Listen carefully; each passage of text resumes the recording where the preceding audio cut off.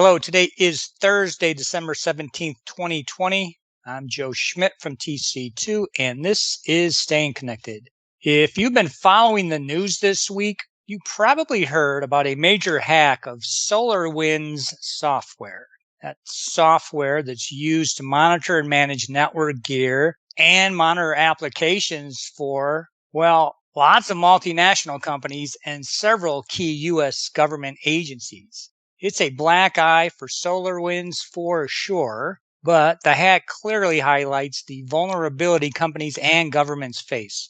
On today's podcast, I'm joined by TC2's Technology Director, David Lee, and Tony Mangino, a director at TC2, and we are going to dig a little deeper into what this means for enterprises and describe some steps that you are going to want to take. Hey, David and Tony, happy holidays, and thanks for jumping on the podcast.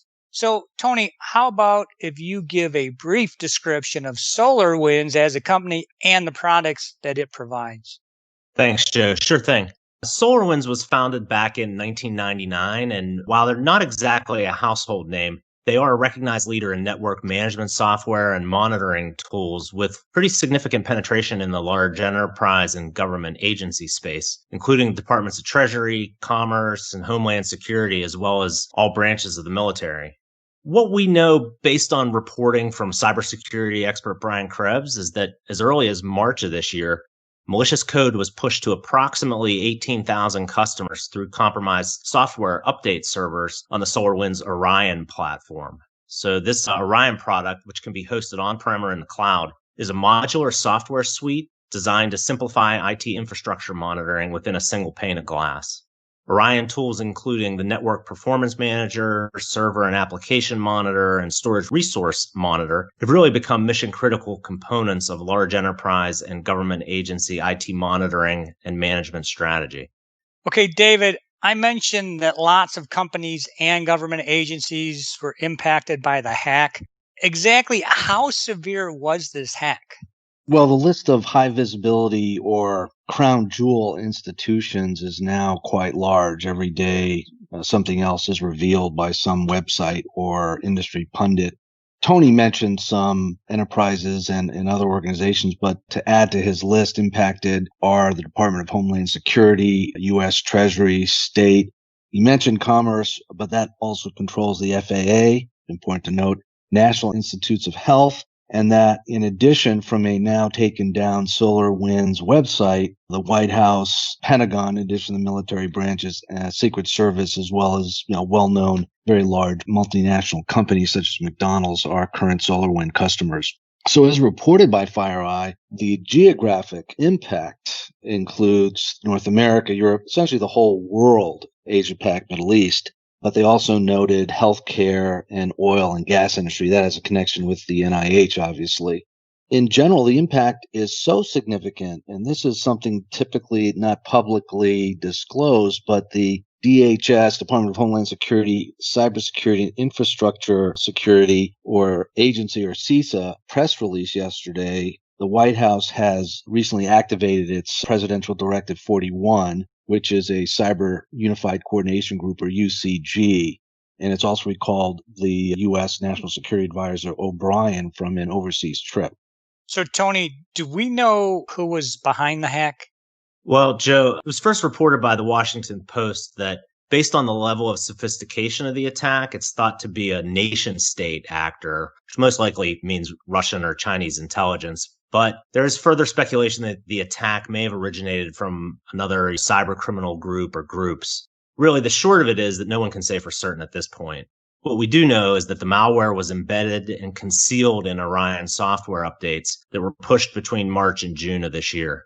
As reported by Brian Krebs, SolarWinds was notified in 2019 by a bug hunter that their download website had a weak password, which brings us to the next point. Okay, David, here is the million-dollar question. Is there anything that companies could have done to prevent the hack or do going forward to prevent another? Right, Joe. Well, it may be more than $1 million question, actually, given the scope and impact. But the question in the mind of most enterprise leadership now is, what can an enterprise actually do to prevent this? After all, SolarWinds was known for its reliability and was a very credible provider. Clearly, an enterprise, number one, needs to investigate the software supply chain. That's what was infected with this nation state malware, and the security and reliability of the chain of custody, so to speak, for your software. Can't take that for granted given the level of sophistication and how many hacks has happened. This is not the first time that a software company had its software supply chain hacked and corrupted and made news. This is much more pervasive and serious, but it's happened in the past and made the technology news. So with other sophisticated nation-state actors as well as organized crime outfits conducting these operations more and more, enterprises need to perform research on their software vendor supply chain and the integrity of all their operations. Okay, so once companies do that, what's next? Well, based on FireEye's recommendations, one example, and they were the one, not the U.S. government, by the way, to catch this, depending on your specific deployment, such as deployment of SolarWinds on-premise, private cloud, or hosted on Azure, there are several mitigation steps listed on their website. For example, ensure that SolarWinds servers are isolated and contained until further review, investigation, or patching has occurred. This should include all blocking internet egress from the SolarWinds service. If your SolarWinds infrastructure is not isolated or not allowed to do that, restrict the scope of connectivity to the endpoints and restrict the scope of accounts. And then, not to go on about the list, but at a minimum, change password for accounts that have access to SolarWinds servers and infrastructure. Furthermore, I think that in addition, simply put, the CISA, which I mentioned before, part of Department of Homeland Security, issued an emergency directive ordering all federal agencies to immediately disconnect the affected Orion products from their networks. It's very serious. Since there will be more attacks by these nation-state adversaries who are much more sophisticated and well-funded, enterprises cannot defend against these without the capability and capacity of the U.S. government. As recommended by former National Security Council personnel and other leaders in the security industry, some type of national cybersecurity position similar to the director of the ODNI, Office of Director of National Intelligence, to coordinate all related U.S. government agencies would be a good first step as well. Okay, thanks, David, and thank you as well, Tony. Well, sadly, this seems like a fitting end to what has been just a rough year.